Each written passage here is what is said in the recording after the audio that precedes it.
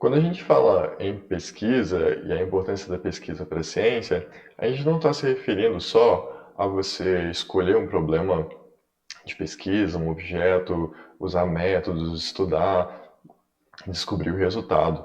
A gente está falando também em publicação.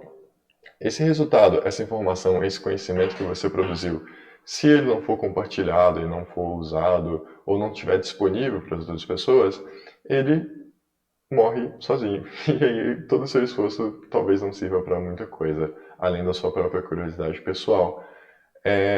Os sistemas de publicação, no entanto, eles têm certas características que muitas vezes não são conhecidas, que muitas vezes não são estudadas. Por isso, essa aula vai se focar nos sistemas de publicação ou na estrutura da publicação acadêmica numa perspectiva brasileira. A publicação acadêmica, ela se dá principalmente na forma de revistas científicas, na forma de revistas que juntam, que reúnem conhecimento publicado, conhecimento produzido por vários cientistas, né? Essas revistas, elas têm características que, por exemplo, diferenciam elas de revistas de mídia, como revistas de culinária, revistas de moda, revistas que falam sobre cotidiano, mas também diferenciam elas de revistas de divulgação científica. Revistas científicas e revistas de divulgação científica são bastante diferentes. O resto desse vídeo vai servir para mostrar essa diferença, mas inicialmente dá para a gente entender que as revistas de divulgação científica são aquelas que têm como objetivo divulgar os conhecimentos das pesquisas que foram produzidas e publicadas nas revistas científicas em si. É, Geralmente, elas são escritas não por cientistas, mas por jornalistas, jornalistas de ciência, mas ainda assim jornalistas, e esses jornalistas não têm as mesmas preocupações que os cientistas ao fazerem as pesquisas. A preocupação dos jornalistas nas revistas de divulgação científica é muito mais em fazer as pessoas conhecerem ou facilitar o acesso delas a esse conhecimento do que produzir o próprio conhecimento em si.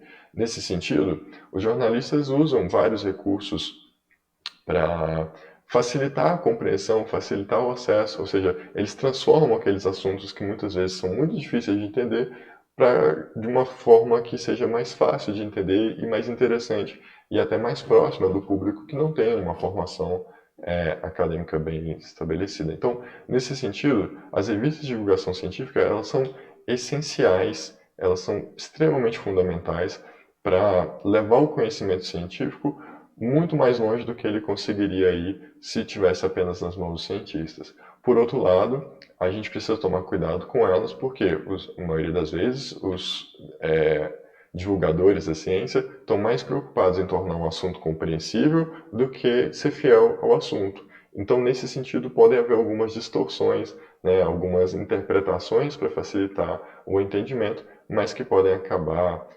ferindo ou não sendo tão exatas, tão precisas quanto aquilo que foi publicado.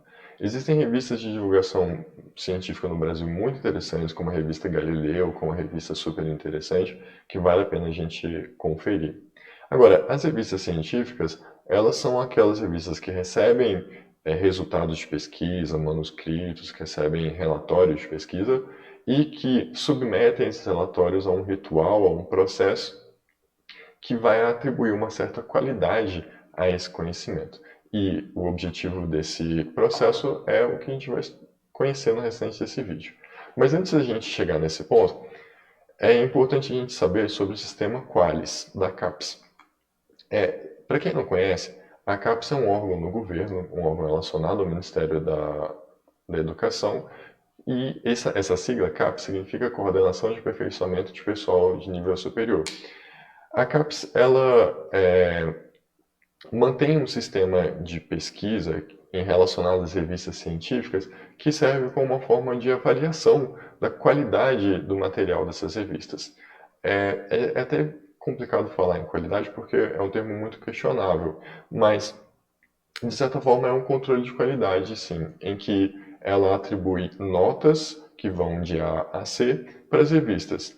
Essas notas, elas não se referem ou elas não avaliam apenas a qualidade das pesquisas publicadas, mas também se essa revista publica constantemente. Tem revistas que publicam todo mês, todo trimestre, mas tem revistas que publicam um mês sim, faltam 6, depois publicam um ano depois publica 2 trimestres em sequência. Então, essa sequência é muito importante. E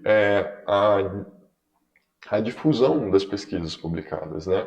Se uma pesquisa que é publicada na revista ela é muito acessada, muito comentada, muito citada por outros pesquisadores, aquela revista tende a ser melhor avaliada do que aquela revista que publica coisas que praticamente poucas pessoas leem.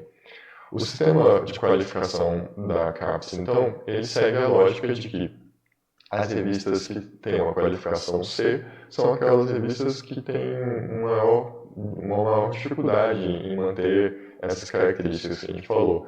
Tanto de qualidade das pesquisas que estão sendo publicadas, né, se os resultados são bons, se são confiáveis, mas como também se elas são bastante acessadas ou se elas mantêm um ritmo de publicação. Muitas pessoas acham que a gente não deve usar revistas ou pesquisas publicadas em revistas avaliadas nesse nível. Só que isso é um erro. As revistas que são avaliadas com nível C, elas podem ser usadas em pesquisas acadêmicas sim, com bastante cuidado, com bastante cautela, e até porque se a gente não usar elas, essas revistas elas nunca vão ser avaliadas, elas nunca vão melhorar o processo de avaliação. Abaixo de C, o que seria o D, mas é uma categoria que não existe, é que a gente não deveria usar, porque são revistas que não passam pelo processo de revisão por pares, que é o processo que a gente vai estudar nesse vídeo, a gente vai conhecer nesse vídeo um pouco melhor. Revistas que não têm nenhuma qualificação C são aquelas que a gente não deve usar. São revistas que não passam por esse processo de revisão por pares, que é a característica mínima para uma revista ser considerada científica.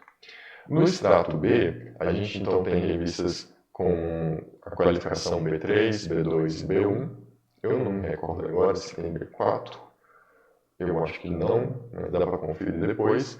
Mas no sentido de que as revistas classificadas como B1 têm um nível de classificação muito melhor do que aquelas classificadas como B3 e a B2 está no nível intermediário.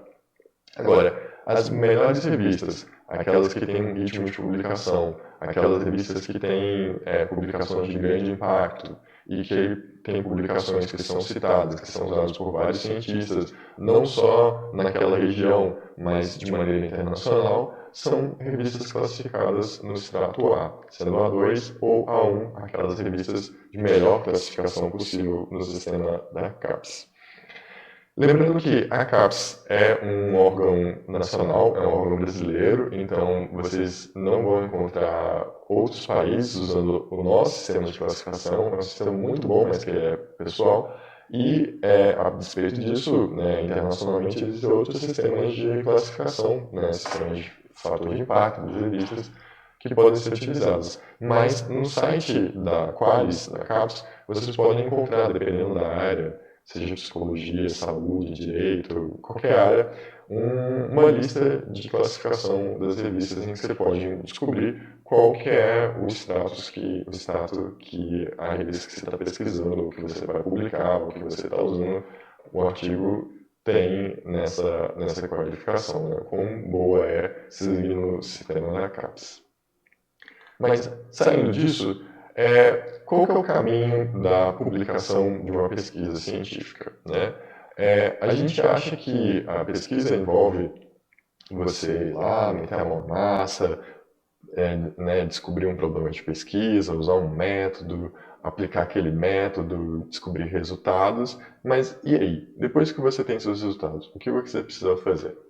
A primeira coisa que é necessária é você elaborar um manuscrito, né? Um relatório de pesquisa. Você vai escrever, você vai contar, você vai descrever aquilo que você fez, os resultados que você teve, quais são as implicações, onde que aquilo se encaixa, onde que aquilo se aplica. E esse texto a gente chama ele de manuscrito ou relatório de pesquisa, né? Que é o resultado de todo o processo. Esse texto ele deve seguir uma série de regras, principalmente regras de formatação, como a BNT, Apple, Vancouver. E quais regras devem ser adotadas? depende da revista científica que você está pesquisando. Mas todas que você está pretendendo publicar o seu resultado de pesquisa, seu relatório. Mas todas as revistas, elas usam critérios de originalidade, no sentido de que, no sentido mais básico, de que o resultado que você tem que você está querendo apresentar ali naquele manuscrito, ele deve ser original, ele não deve ter sido plagiado, ele não deve ter sido copiado de outras revistas, mas deve ter sido produzido de maneira original por você e a sua equipe de pesquisadores. Isso é diferente de quando a gente está falando de replicação. Pesquisas de replicação são pesquisas em que você vai usar um método, um procedimento que já foi feito com algumas alterações ou de maneira muito semelhante a como foi feito, para ver se o resultado é igual ao resultado que foi publicado originalmente. Pesquisas de replicação, elas são fundamentais, elas são uma das principais formas de contribuição para a fidedignidade no conhecimento, mas, diferentemente das situações de plágio, elas não são uma cópia direta da pesquisa original. A principal diferença aqui entre plágio e replicação é que quando a gente encontra uma pesquisa plagiada, dá para a gente perceber ou dá para a gente identificar características de má fé. A pessoa copia, mas ela não atribui a originalidade, ela não atribui a autoria aos autores originais. Ela copia e faz parecer que é dela. Então, nesse sentido, é plágio. Quando a gente está fazendo a replicação, a gente já está reconhecendo que aquilo já foi feito antes e que a gente vai tentar contribuir para a ciência, repetindo aquilo para ver se os resultados se repetem também. Então, nesse sentido, pesquisas plagiadas são extremamente condenadas, enquanto pesquisas de replicação elas são muito bem-vindas. Quando a gente submete, então, um manuscrito, um relatório de pesquisa para uma revista, a gente geralmente precisa assinar uma carta de cessão de direitos, dizendo que a gente abre mão dos direitos daquele conhecimento, não dá mais para patentear, não dá mais para dizer que é seu, em nome da revista que está ali representando a comunidade científica. Então você diz que aquele conhecimento que você produziu não é seu mais, mas ele pode ser usado, ele pode ser acessado por todo mundo a partir do acesso àquela revista. E também a gente acaba assinando, entre alguns documentos, um termo de responsabilidade para dizer que a gente não vai publicar aquele conhecimento em várias revistas. Então, você precisa escolher uma, você vai publicar por aquela. Aquela revista vai assumir o papel de divulgar, de deixar acesso, tornar acessível a sua pesquisa para quem quiser acessar, mas você não pode sair publicando a mesma pesquisa em várias. Isso é considerado crime. Um outro critério muito importante que é exigido frequentemente é a aprovação de um comitê de ética, no sentido de que pesquisas que envolvem seres humanos ou animais, pesquisas principalmente experimentais, que você precisa lidar com pessoas diretamente ou lidar com animais diretamente, elas precisam ser submetidas a um comitê de ética que vai avaliar a ética empregada ali naquela pesquisa e autorizar.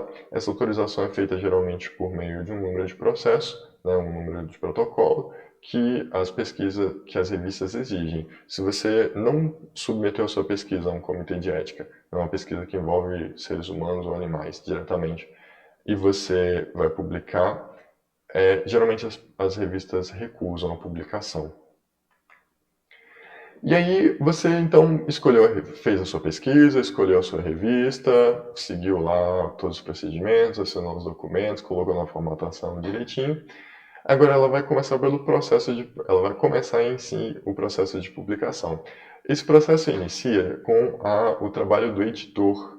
O editor ele vai receber o seu manuscrito, vai ler e o editor da revista vai receber seu manuscrito, vai ler e ele tem três alternativas. Ele pode aceitar com recomendações ou ele pode recusar. Muitos dos motivos que levam à recusa são complexos e podem ir além do nosso objetivo aqui, mas problemas técnicos, problemas teóricos, problemas de escrita, problemas de não seguir as regras da revista, ou problemas de escopo. Muitas vezes a pesquisa está perfeita, está boa, mas você não viu que aquela revista que você tentou publicar não tem interesse nesse tipo de pesquisa, né? Tem revistas que têm como objetivo publicar só pesquisas experimentais. Se você faz uma pesquisa teórica e manda para uma revista assim, ela não vai querer publicar. Então, nesses casos, o editor geralmente te responde, né, a sua carta ou o seu e-mail, recusando e explicando. Muito raramente um artigo é aceito, né, assim, de primeira. Geralmente, a maioria dos artigos, eles são aceitos com recomendações. Ou seja, esse artigo vai ser mandado para outros cientistas que vão fazer um processo de avaliação. E aí, a partir do que esses cientistas falam, o editor vai aceitar a sua publicação ou aceitar ela desde que você faça algumas alterações. Mas como é esse processo? Então a gente chega aqui no núcleo, no processo, no ritual mais importante da publicação acadêmica, que é conhecido como revisão por pares. Então, depois que o editor de uma revista científica aceita o seu trabalho para publicação, ele vai procurar dois autores associados que são cientistas, pesquisadores importantes, renomados naquela área de atuação ou naquela área de pesquisa relacionado com o resultado que você, o manuscrito, né, que você publicou, e vai mandar esse, esse seu texto, esse seu resultado para esses dois autores renomados, né, autores importantes. Mas o texto é mandado de maneira anônima, seja em relação a você e os pareceristas, ou seja, eles não sabem quem é você, todas as informações relacionadas a você são suprimidas, para que não haja influência, né, de olha, eu conheço, vou facilitar, olha, eu conheço, vou sacanear com essa pessoa, e eles também não se conhecem, né, não dá para saber quem foi o outro parecerista que recebeu a pesquisa que você também está fazendo parecer. Eles leem a pesquisa detalhadamente e eles vão comentando ali na sua pesquisa detalhes, problemas, coisas legais, coisas que podem melhorar, e no final eles vão escrever um parecer, dizendo se foi aprovado, ou seja, eles recomendam que aquele editor publique a sua revista, se foi reprovado, ou seja, dizendo que por causa dos problemas ali é inviável a publicação e ela não deve ser aceita, e ou o que acontece na maioria dos casos, ela é aprovada com alterações, ou seja, tem alguns problemas, mas que se você conseguir consertar, se você conseguir arrumar, você pode mandar de novo para a publicação. Então, geralmente a gente recebe a pesquisa, né, o texto cheio de marca de comentário, precisa melhorar isso, isso e aquilo, em vários níveis, tanto de ponto e vírgula, né, que a gente às vezes erra, quanto questões teóricas ou experimentais muito importantes. É um processo difícil, penoso, tem pareceristas que são bem cruéis, são bem maldosos, assim, parecem que gostam de descontar a raiva na gente. Tem pareceristas que são um amor de pessoa, que você acaba aprendendo muito, muito mesmo, lendo ali o que alguém que tem muito mais conhecimento, provavelmente, que você naquela área, é, diz sobre a sua pesquisa e acaba sendo muito contributivo. Então, a gente acaba, né, tendo que contar com a sorte, mas idealmente a função do parecerista é uma função até pedagógica, de ensinar para a gente o que a gente precisa melhorar, de maneira que nas próximas vezes a gente não cometa os mesmos erros novamente. Se você consegue cumprir então com as sugestões dos pareceristas, você devolve essa pesquisa então corrigida ou com as justificativas, assim, olha, aqui eu corrigi, aqui eu não corrigi por causa disso, disso, daquilo. Eu acredito, né, nem todas as sugestões que o parecerista faz devem ser acatadas. Manda de novo para o editor, e aí o editor vai ler de novo a sua pesquisa para poder avaliar se pode publicar ou não, se está de acordo com a revista, se está de acordo com o que os pareceristas fizeram, e aí sim a sua pesquisa pode ser publicada. O tempo de publicação pode demorar bastante, pode ser rápido, pode ser devagar, às vezes pode levar meses, às vezes pode levar anos, depende da pesquisa, da revista da pesquisa e das situações sociais em si, certo?